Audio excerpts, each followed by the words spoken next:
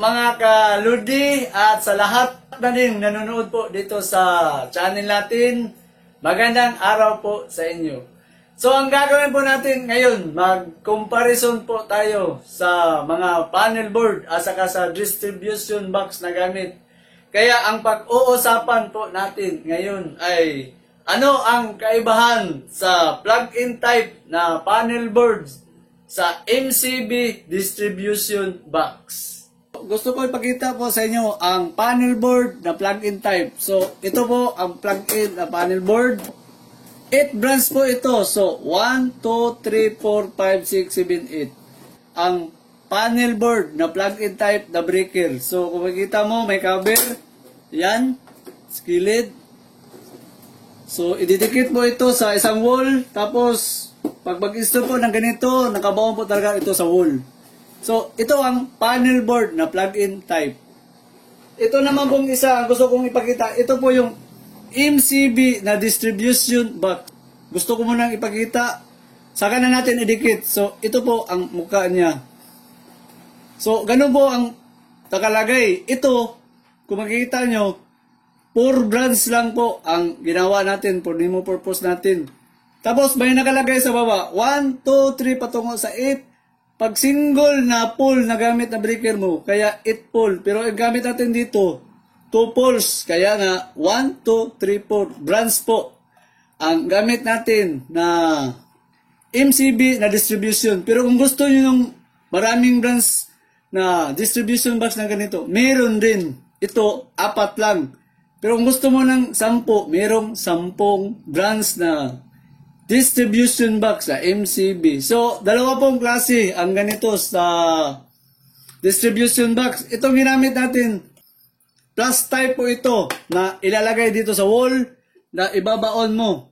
Yung isa dito, plus yung isa, surface type. Yung idikit mo lang dito sa wall na kahoy, okay na. Yung gumagamit sila ng PDX wire.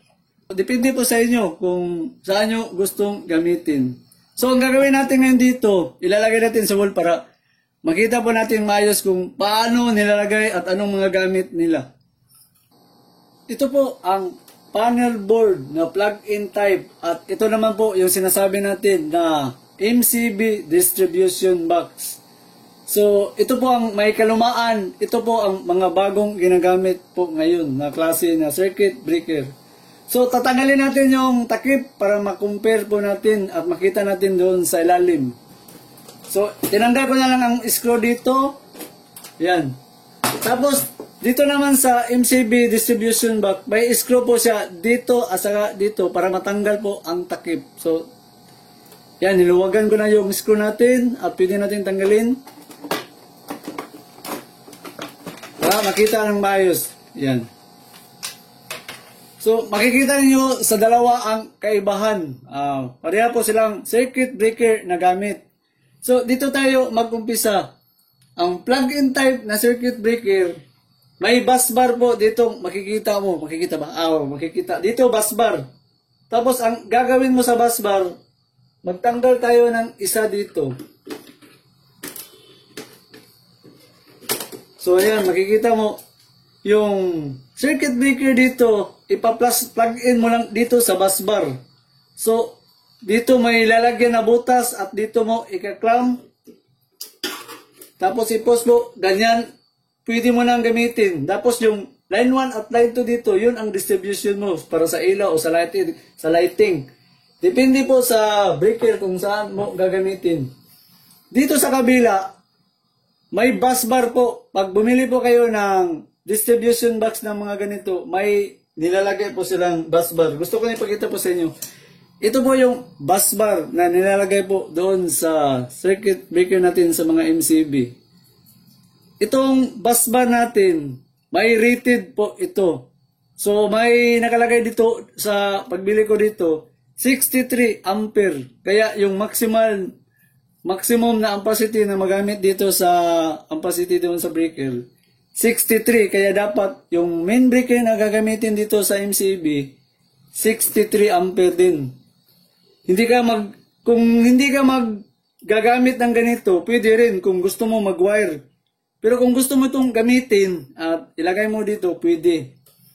Pero may advantage pong nangyayari din ngayon dito, kaya hindi ko po nalagay ang busbar. Kasi dito sa kabila, kahit GE ang brand, yung Ruyo, Kotin, okay lang pong isaksak dito. Pwede mong isaksak sa plug-in na ganito nga klase na panel board. Pero sa MCB, may kaibahan po. Kailangan kung bumili ka dito ng MCB, mas maganda kung magkapareha yung brand. Kasi yung binili natin dito for demo purposes, nagkaiba-iba kasi ang brand, may posibilidad po na magkaiba po ang yung posisyon nila dito sa MCB. Kung makikita nyo dito, may kataasan po ang sasin na RCCB, kung makikita mo. Kaya hindi ka pwedeng mag-busbar ngayon kasi hindi sila pantay po dito. Ang pantay po dito, nakataon po itong RCBO at saka itong MCB natin na breaker. Pero yung RCCB dito, hindi po siya pantay. Kaya hindi po siya pwedeng malagay po dito. May kataasan po ang RCCB natin. Kaya kung gusto mong bumili ng isang breaker na ganito mga MCB, mas mabuti kung parehas yung brand para yung ganito na busbar, pwedeng magamit dyan. Sa ganito na pamaraan ngayon, kasi hindi ito magamit, maggagamit po tayo ng wire na gagamitin kung gusto mong magbanking ng ganito. Kung hindi, magkaiba yung breaker na MCB na bibilhin mo. Kumpara dito sa kabila na plug-in type, kahit anong brand, pwede mong masaksak dito. So, mag-umpisa po tayo dito sa plug-in type. Ang plug-in type na breaker, pareho po sila lahat sa proteksyon. Meron silang overload at saka short circuit. Ito po ang type, the plug-in type sa circuit breaker na panel na medyo may kalumaan na madalas ginagamit. Ito po ang mga bago ngayon. Magkaiba po ang mga klase na ginagamit dito sa MCB na distribution box. Katulad dito, ito MCB, yung sinasabi nating miniature circuit breaker, may overload at saka short circuit. Ito naman ang RCBO, yung residual current breaker with overload current. Magkaiba po, maraming protection na pwede mong ilagay dito sa distribution box natin. Kasi itong isang breaker na RCBO can protect overload, short circuit, mayroong mga ground fault protection sa earth leakage current at saka mayroon din siyang unbalanced load. Kumpara dito, parehas lang po ang protections sa plug-in type na ganito. Overload at short circuit lang ang kaya niyang protektahan. Dito sa ginawa natin na distribution box, magkaiba-iba po ang pwede mong ilagay. Kaya mas maganda po ngayon ang mga latest kasi maraming proteksyon. Katulad din dito ng RCCB, meron siyang ground fault protection at saka meron din siyang unbalanced load. Ito po, ang RCCB, may kunting kalumaan na po kasi may bago ngayon itong makikita mo na pula, RCBO. Kung meron po siya ditong protection, meron din dito lahat sa RCBO. Advantage sa RCBO, meron na siyang overload protection. Kasi ang lumang RCCB, wala akong protection sa overload at saka sa short circuit. Ito, sinali ko na lang dito para malagay natin dito sa distribution box. Tapos yung isa naman natin na breaker dito, na MCB lang, ito. Tapos makikita mo ang rated sa bawat circuit breaker sa mga ganito. Makikita mo dito nakalagay. Kung makikita ba, C16. Dito rin nakalagay, 16A, C16 at saka dito, makikita po ang rated sa 1 ampere. Tapos ang wire na gagamit, ang dadaanan po sa wire dito, pwede kang dumaan dito sa taas at pwede kang dumaan din dito sa baba. Depende po kung saan komportable yung mag-install. So, dito na naman po tayo. May ipapakita po ako na naman po sa inyo. Sa paglalagay po dito sa circuit breaker, dito sa plug-in type, okay lang po magbaliktad kahit saan mo gustong ilagay dito ang panel, itong sa plug-in type na breaker.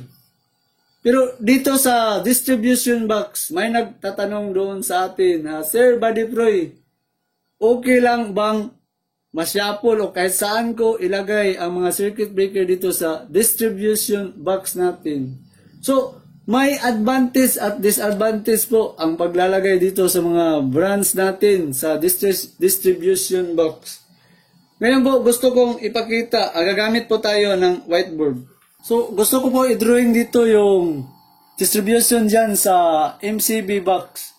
So, ano bang mangyayari ngayon sa disadvantage po? So, ito gusto kong i-drawing natin. So, 1, 2, 3, 4, 5 na lang. So, diyan, 4 lang ang branch natin. So, ipagpalagay natin na 5 branch. Kadalasan po sa distribution box na ganito, nandito po ang main na nilalagay na main breaker. So, dito niyan ilalagay. Tapos, lalagyan natin ng 1, 2, 3, 4, 5. So, 5 branch po ang, so, bali, 6 po ito ngayon. So, 1, 2, 3, 4, 5, ito ang main natin. So, kadalasan so, pag-install po sa ganitong distribution box, nandito sa unahan po ang main breaker talaga. So sabihin natin, Buddy Proy, okay lang bang ilagay ko kay saan ang distribution dyan na mga breaker sa MCB? So ito po ang disadvantage ngayon. Ipagpalagay po natin na dito sa baba na 20 ampere na breaker po ito. Ito 20 rin. Ito 20. Tapos dito 15 lang. Tapos 15 ampere. So ipagpalagay po natin dito sa 20 ampere natin na breaker dito sa unahan dito sa branch. Sabihin natin, mayroon dito 10 ampere na nagamit. Tapos dito sa pangalawa, may 15 po diyang nagamit. Tapos dito sa 20, 10. So, tapos dito sa 15, may 5 lang. Tapos dito sa 15, may 3 lang nagamit. Sabihin natin. So, ito po ang disadvantage ngayon. Ang dadaan po dito sa busbar na ginagamit mo ngayon, di ba may ganyan yan, busbar. Pag hindi mo inarrange ng maigi ang isang MCB po, ito po ang mangyayari ngayon. 10 ampere sa unang branch, tapos dadaan yung wire mo o busbar mo dyan, magiging 25 na po. Kasi may 10 dito. Tapos dito, 15. So, 25. Tapos dadaan na naman dito, magiging 35 na pag abot papunta dito. So, pag papunta pa rin dito, magiging 40 na. So, tapos, patungo siya dito, 43. So, total load. So, ang advantage po ngayon dito na nangyari, yung load na mataas po dito, dadaan po dito, patungo dito.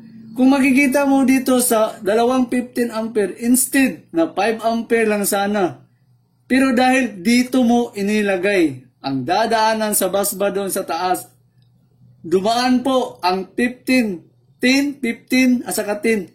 35 po ang dumaan dito. Instead na 5 na lang sana. Pero dahil dito mo lang nilagay yung lighting natin o mga maliit na load, ang dadaan po dito 35. Tapos papasok pang 5, magiging 40. Kung tuusin dito sa 15 na nag-una, 3 lang sana siya. Pero dahil inuna mo dito, 40 ang dadaan po ngayon dito. So 40 plus 3 pa, 43. So kung makikita mo, dapat dito pa lang sa 5 at 3, maliit lang sana ang load na dadaanan dito. Pero dahil dito mo nilagay, kaya ang load doon sa naumpisahan dito, doon sa unahan dito, yung malaking load, dadaan po lahat doon sa busbar. Yan ang disadvantage na mangyari. Kaya dapat, ito po ang dapat gawin. Dapat, ang maliit na load, doon mo iumpisa. Ang malaking load, dito mo ilagay. So, tingnan natin ang kaibahan. Sabihin natin, yung 15 ampere para sa ilaw, may 3 ampere lang siyang na-produce. Yan. Tapos, sa pangalawang breaker dito, 15, sabihin natin aircon, meron lang siyang mga 5 ampere. Tapos, itong pangalawa na 20 ampere, dito sa main breaker, sabihin natin sa 20, meron siyang 10.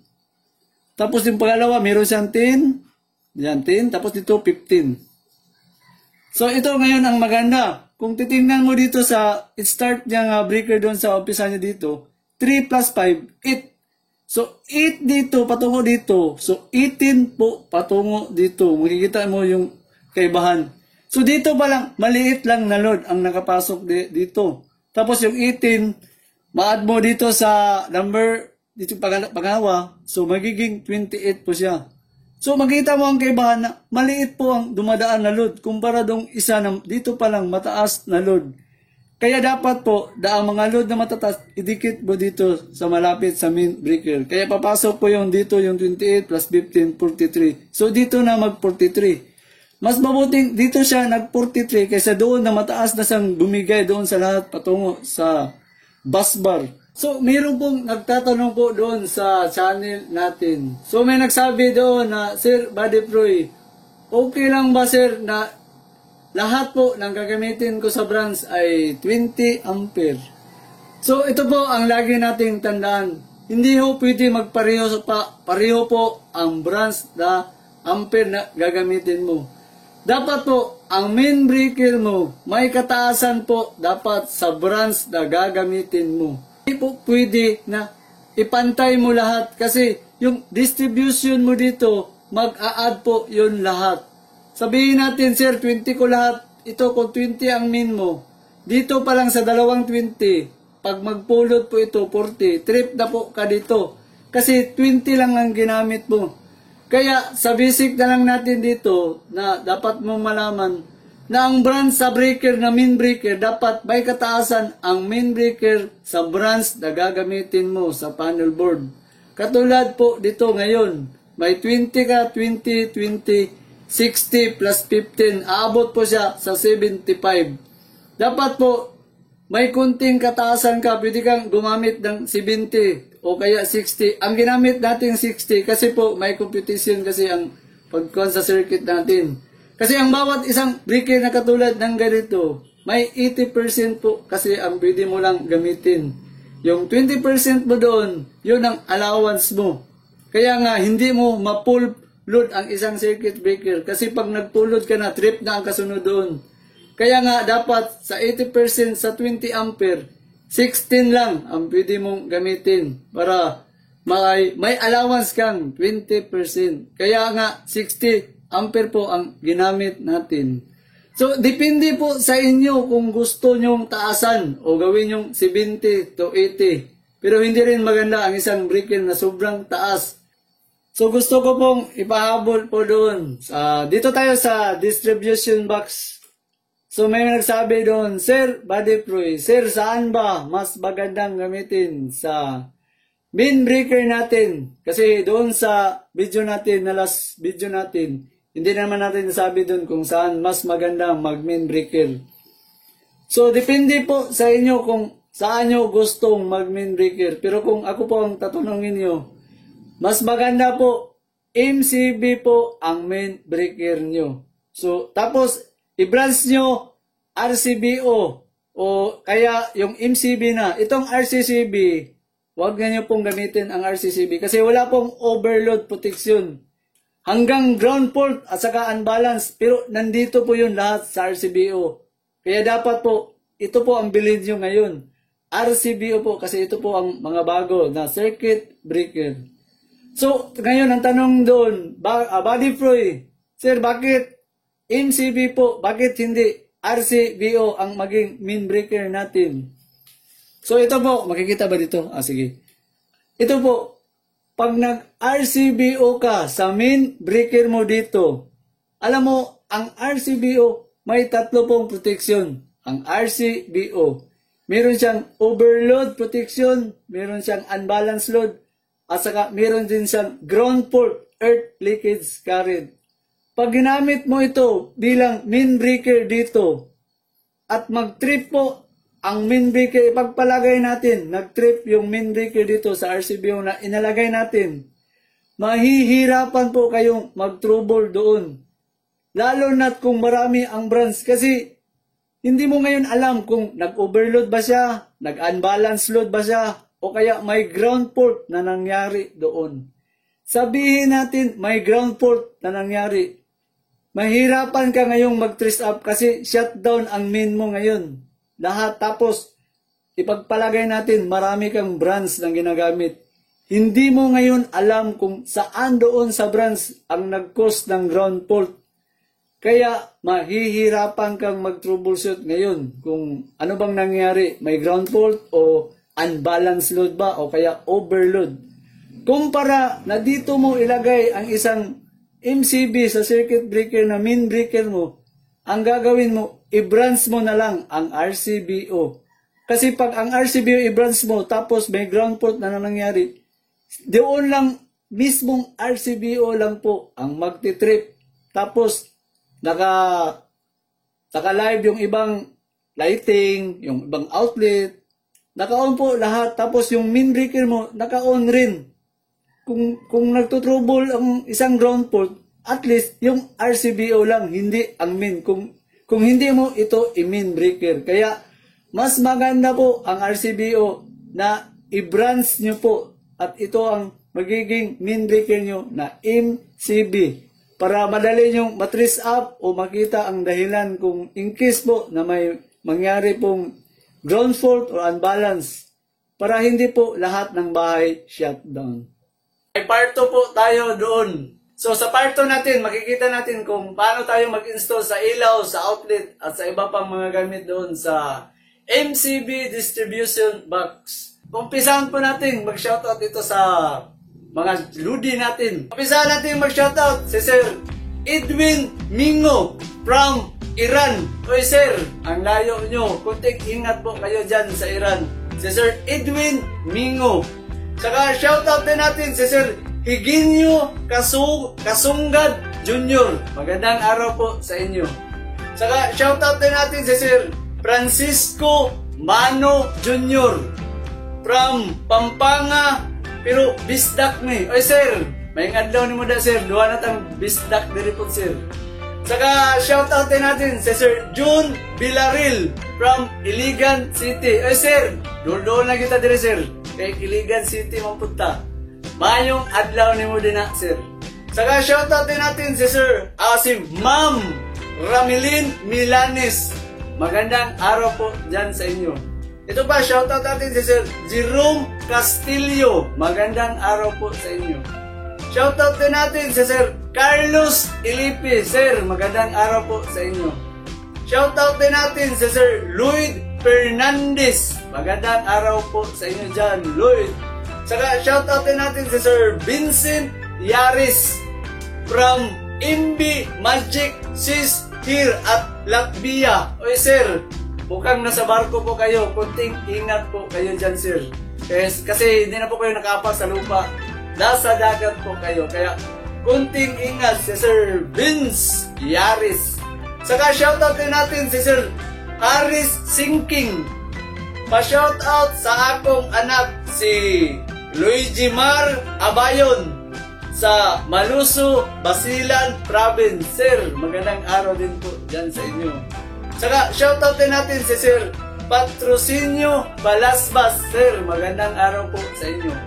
Saka shoutout din natin si Pinoy Academy 2. Pa-shoutout idol kay Sir Barry, Sir Duming, Sir Jun at kay Boss Luloy sa Insun, Brunei. Oy sir, nasa Brunei pala ka dyan. Magandang araw po sa inyong lahat dyan sa Brunei. Saka kunting ingat po kayo dyan. Saka shoutout din natin si Sir Rumi Puno from Pampanga. Magandang araw po dyan sa inyo Sir Rumi. Saka shoutout din natin si Sir Joseph Buyok, electrical technician ng Kuwait. Oy sir, kunting ingat dyan sa Kuwait, lalo ng electrician pa rin kayo. Saka magandang araw po dyan sa inyo. Saka shoutout din natin si Sir John Full Release from Marinduque. Magandang araw po dyan sa inyo, dyan sa Marinduque. Saka shoutout din natin si Sir Onyx Pinap from Riyadh, KSA. Oy sir, ang layo nyo pa rin. Kaya konting ingat po kayo dyan sa Riyadh, KSA, si Sir Onyx Pinap. Saka shoutout din natin si Sir Vince Tan. Magandang araw po sa inyo. Ito pa, shoutout natin. Marami pa, si Sir Ninib Manggubat from Ginsan. Oy sir, mayong adlaw ni mo din na sa Ginsan. Si Sir Ninib Manggubat. Saka shoutout na natin si Dan Port. Sir, magandang araw po dyan sa inyo, Dan Port. Shoutout din natin si Sir Juros Balindubar from Surigao del Sur. Ay sir, mayong adlaw ni mo din na sa Surigao del Sur, si Joros. Saka shoutout na natin Kabugdok. Pa-shoutout din dito sir sa electrician from Kabadbaran City, Agusan del Norte. Mayong adlaw di mo din na sir Kabugdok. Saka shoutout din natin si Tux Glang from Jeddah, KSA. Oy sir, konting ingat po kayo dyan kasi malayo po kayo. Si Tux Glang. Saka shoutout din natin Am from Pacific Ocean Oil Tanker Maintenance. Oy sir, nasa barko kayo. Konting ingat po kayo dyan. Kasi hindi na po kayo nakapak sa lupa. Kaya konting ingat po sir. Si Sir Am. Saka shoutout din natin si Sir Jerry Velasco from Macau. Oy sir, malayo ng Macau. Konting ingat po dyan sa Macau. Si Sir Jerry Velasco. Saka shoutout din natin si Sir Leo Awag from Estrada, 4th Street, Digos City. Oy sir, mayong adlaw ni mo din ha, sir, si Sir Leo Awag. Saka shoutout din natin si Sir Salvador Abrantes from Munting Lupa City. Sir, magandang araw po dyan sa inyo. Shoutout din natin si Sir Patpat and Ninus Vlog, electrician sa Civico Proud Bisaya. Sir, nagganatag Bisaya din. Mayong adlaw ni mo din na sir, si Sir Patpat and Ninus Vlog. Saka shoutout din natin si Sir Jigs Nuibas from Dasmariñas City. Sir, magandang araw po dyan sa inyo. Si Sir Jigs Nuibas. Saka shoutout din natin si Sir Rumsky TV. Pa-shoutout sa asawa ko, si Rachel Padua from Marilao, Bulacan. Oy sir, magandang araw po sa inyong dalawa. Si Ma'am and Sir, magandang araw po dyan sa inyo. Saka shoutout din natin si Sir Jason Oliveros. Magandang araw po dyan sa inyo. Shoutout din natin si Sir Mark Joshua Estrada. Magandang araw po sa inyo.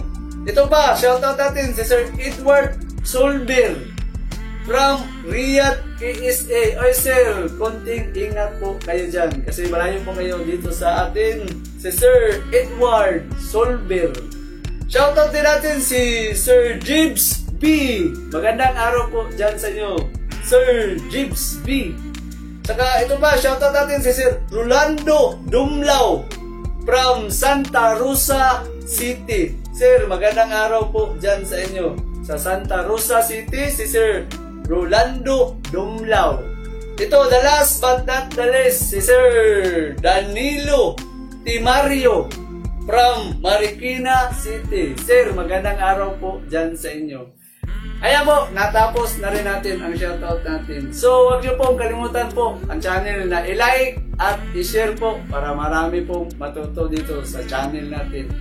At saka huwag niyo na rin kalimutan pong mag-subscribe po para palagi po tayong magkita-kita at maka-update na rin po kayo. At saka sa lahat po nanonood po dito sa channel natin, maraming salamat po sa palagi niyong pagsubaybay. Kung wala po kayo, mahirap ang channel natin. Wala po. Kaya maraming salamat. Hanggang sa muli na naman.